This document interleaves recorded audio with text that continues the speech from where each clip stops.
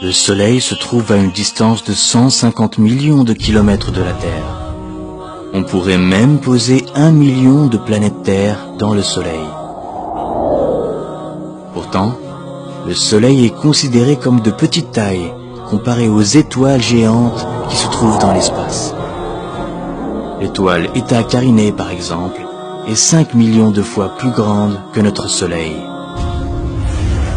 L'étoile Betelgeuse est 300 fois plus grande que Eta Carinae. Si on la mettait à la place de notre Soleil, elle serait aussi loin que Jupiter. Ensuite, nous avons ce monstre, V Canis Majoris, la plus grande étoile découverte à nos jours. Elle est 1000 milliards de fois plus grande que notre Soleil.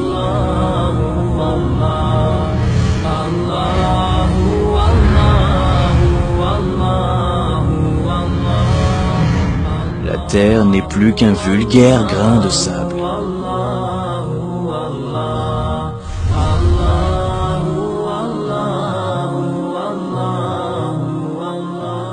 Où sommes-nous dans cet univers? Découvrons-le ensemble.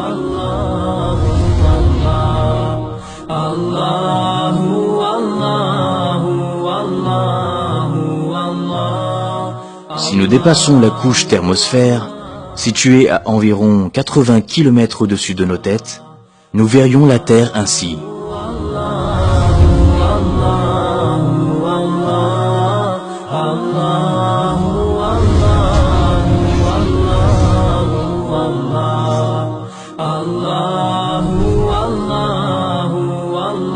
Voici les noms des satellites. Ils ont été mis en orbite autour de la Terre.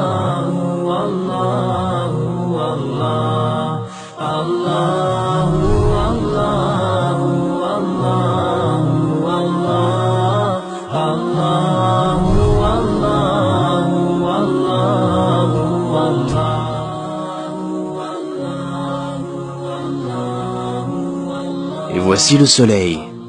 Il se trouve à une distance d'environ 150 millions de kilomètres de chez nous. En partant de la Terre et à la vitesse de 300 000 km/s, ce qui correspond à la vitesse de la lumière, nous mettrions 8 minutes à l'atteindre.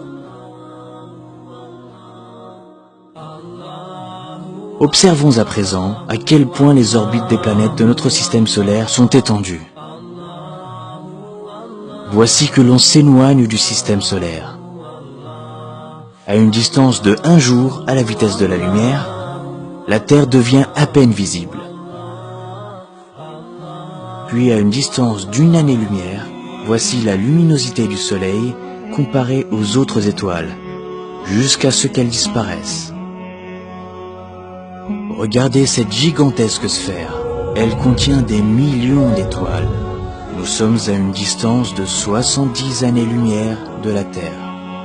Du haut de ces nouvelles contrées inaccessibles, elle n'est plus qu'une petite aiguille insignifiante dans une botte de foin galactique.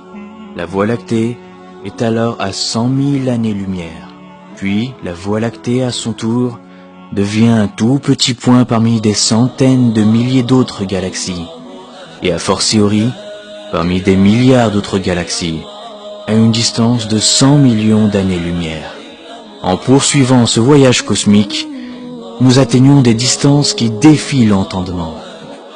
Nous voici aux confins des constellations, à 5 milliards d'années-lumière, et ceci est ce que l'on a pu mesurer de plus grand à ce jour.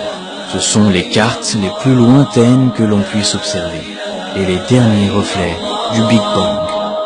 Arrivé à la fin de cet incroyable voyage intercéleste, à une distance époustouflante de 13,7 milliards d'années-lumière, et qui contient des trillions de galaxies, nous voilà en vérité dans le premier ciel du bas monde et ses ornements, Zinatus Semae Dunya.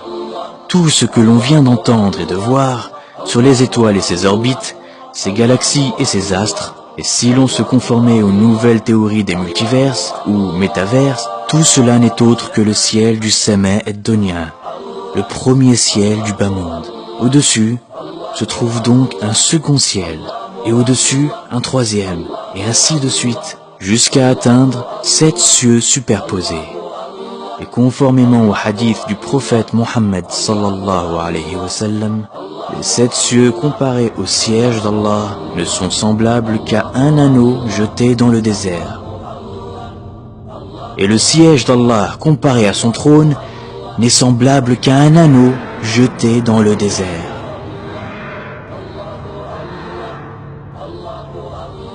Si tout ce vaste univers qui dépasse l'entendement n'est autre que la pièce de monnaie et le désert, le trône d'Allah, alors imaginons la grandeur d'Allah.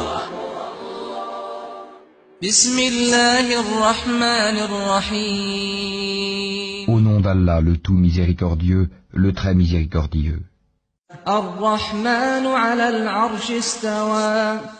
Le tout miséricordieux s'est établi istawa sur le trône. Alors, c'est qui le plus grand de l'univers? Allahu Akbar.